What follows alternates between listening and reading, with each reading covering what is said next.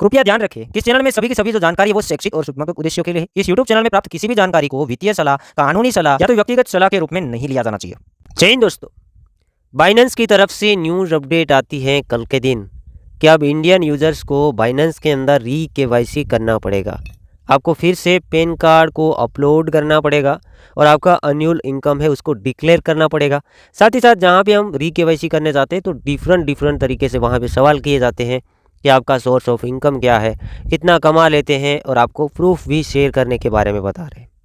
ऐसा क्यों हो रहा है? लोग हमें सवाल करना शुरू हुए कि क्या बाइनेंस हमारा डाटा है वो शेयर कर सकता है गवर्नमेंट को, क्या ओल्ड डाटा है वो शेयर कर सकता है। अभी तो ये चीज़ें इसलिए हो रही हैं क्योंकि बाइनेंस FIU के अंडर रजिस्टर हुआ है और अंडर AML रेगुलेशन के हिसाब से बाइनेंस ने सारी की सारी चीज़ें हैं वो शुरू। और ऐसा भी नहीं है कि अकेला ये बाइनेंस कर रहा है, अभी बाइनेंस में हो रहा है, कल जाके कोई और एक्सचेंज भी करेगा जो FIU के अंडर रजिस्टर है, इंडिया के अंदर अपना बिजनेस चलाना चाहते हैं। सभी में आपको KYC का ऑप्शन आने वाले दिनों के अंदर देखने को मिलेगा। अब जो सवाल है उसके ऊपर आते हैं कि क्या हमारा डाटा शेयर हो सकता है। तो हमारे इंडियन काफ़ी एक्सपर्ट बताते हैं कि अगर गवर्नमेंट कोई रीज़न से एक्सचेंज से डाटा मंगाते हैं तो वो यूज़र्स का डाटा है वो शेयर कर सकते हैं। और ये KYC हो रहा है, इसका मतलब ये भी है कि अभी बाइनेंस के अंदर TDS वगैरह नहीं कट रहा है। फ्यूचर में एक्सचेंज को हमारा TDS काटना भी आसान हो जाएगा और गवर्नमेंट को डाटा देने में भी आसानी हो जाएगी, क्योंकि अब कंफर्म हो जाएगा कि यही बंदे का अकाउंट है। क्योंकि पहले ये हुआ था, बाइनेंस के अंदर इंडियन यूज़र ने कोई भी डॉक्यूमेंट डाल दिया, फ्रेंड का डाल दिया, फादर का डाल दिया, किसी और का डॉक्यूमेंट डाल दिया, तो भी KYC अप्रूव हो गए थे। अब वो पता नहीं है कि ये रियल KYC है या किसी और का डाटा इसके अंदर डाल दिया है।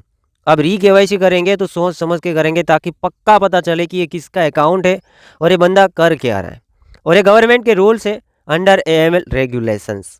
तो डाटा, ओल्ड डाटा भी अगर गवर्नमेंट मांगते हैं तो दे सकते हैं, नो प्रॉब्लम। कोई रीज़न से मांगेंगे तो देना तो पड़ेगा। भले एक्सचेंज मना कर रहे हैं, हमारे एक्सपर्ट कहते हैं कि भाई एक्सचेंज अभी तो मना कर देते हैं ताकि उसको बिजनेस मिले, बट अगर कोई रीज़न से गवर्नमेंट उससे डाटा मांग लेता है तो वो डाटा शेयर कर सकते हैं। और फ्यूचर के अंदर तो डाटा शेयर करना आसान हो जाएगा क्योंकि KYC हो रहा है। पहले उसको ट्रैक करना प्रॉब्लम हो रहा था, इसलिए KYC कर रहे हैं। और हर एक एक्सचेंजों के अंदर आने वाले दिनों के अंदर KYC का ऑप्शन भी हमें देखने को मिल सकता है। दोस्तों, आप ये कहेंगे कि सागर भैया क्या बाइनेंस के अंदर KYC करना चाहिए या नहीं चाहिए। मैं मेरा बताऊं तो मैं और काफ़ी सारे यूज़र्स ऐसे होते हैं कि वो एक एक्सचेंज के ऊपर ट्रेडिंग नहीं करते हैं। तो मेरा भी वही है, एक एक्सचेंज के ऊपर मैं कभी नहीं टिका हूँ, मल्टीपल और डिफरेंट एक्सचेंज का हम यूज़ करते हैं।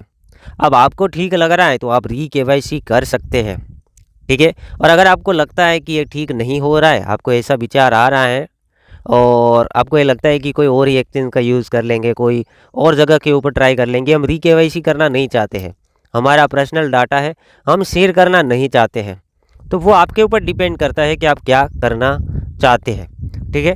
तो ये था अपडेट। और सारे के सारे एक्सचेंजों के अंदर धीरे धीरे, पहले तो बड़े एक्सचेंजों के अंदर देखने को मिलेगा, आगे जाके और भी एक्सचेंजों के अंदर देखने को मिलेगा।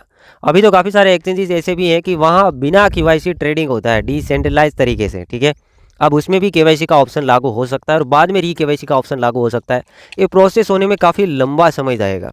अभी तो बाइनेंस से स्टार्टअप हुआ है, काफ़ी सारे एक्सचेंज ऐसे भी हैं कि जहाँ विदाउट KYC भी ट्रेडिंग होता है। पहला कदम वाला ही KYC नहीं हो रहा है तो KYC वो कहाँ से करवाएंगे, ठीक है। तो उसमें अभी टाइमिंग लगेगा। अब आप कौन से एक्सचेंज का यूज़ करते हो वो आपको कमेंट सेक्शन के अंदर बताना है। विथ बाइनेंस और भी कुछ एक्सचेंजेस के लिंक मैं आपको डिस्क्रिप्शन बॉक्स में दूंगा, जो कि कोई प्रमोशनल नहीं है, यूज़ करने के लिए दूंगा, जो मैं खुद यूज़ करता हूं। बाकी एक्सचेंज सारे के सारे रिस्की होते हैं, कहा नहीं जा सकता कि ये फ्यूचर में डाटा शेयर करेंगे या नहीं करेंगे। तो हम डिफरेंट एक्सचेंज के यूज़ करते हैं।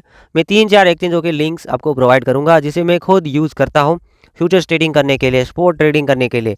और डेक्सिस का भी यूज़ कर सकते हैं, वो फिर आने वाले टाइम के अंदर मैं आपको एक्सप्लेन करूँगा कि डेक्सिस को कैसे हम ट्राई करेंगे। अभी ओनली एक्सचेंजेस की बात। तो बाइनेंस से कदम उठाने जा रहा है, जो कि अभी शुरू हो चुका है। बाइनेंस के अंदर आपको बार बार ऑप्शन आ रहा होगा कि आप KYC कीजिएगा, वरना आप हमारी जो सर्विसेज है उसका यूज़ नहीं कर पाएंगे। अगर आपको बाइनेंस सही लगता है तो KYC कीजिए, सही नहीं लगता है तो अकाउंट बंद करके या तो नया अकाउंट खोल लीजिएगा, ठीक है। कि आपको डर लगता है तो नया अकाउंट खोल लीजिएगा, पहले से शुरू कीजिएगा, किसी और का डाटा वगैरह आपने डाल दिया है पहले। या फिर ऐसा भी कर सकते हैं, कोई और एक्सचेंज में काम चला लीजिएगा, ठीक है।